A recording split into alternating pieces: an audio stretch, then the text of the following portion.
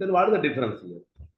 ఇక్కడ చూడండి మీకు 2 3 2 ఉంది. ఎట్లా ఇప్పుడు మనం ఏ విధంగా మనం రోస్ అండ్ కాలమ్స్ అంటాము అంటే, గుర్తుపెట్టుకున్నామా, లాస్ట్ది ఎప్పుడు కాలమ్సే. అంటే 2 columns, each row have the 2 columns. But ఇక్కడ చూడండి 2 main rows, each main having the 3 sub rows. అంటే 2 into 3 6 రోస్ అంటే 2 కాలమ్స్. 6 రోస్ అంటే 2 columns.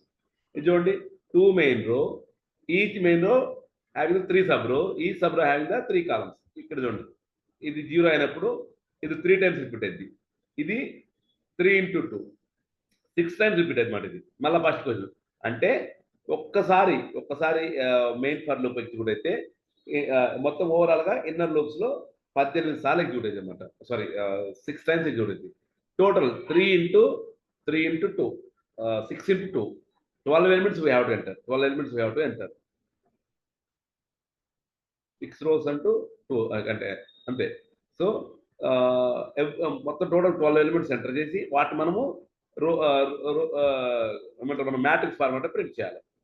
Execute, compile and run. 0th row 0th, 0th main row 0th main row 0th sub row.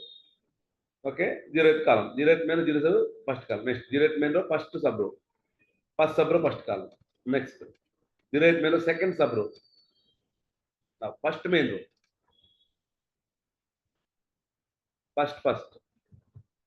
First second. Okay, first sorry 0 1 కాబట్టి 6 rows and 2 columns.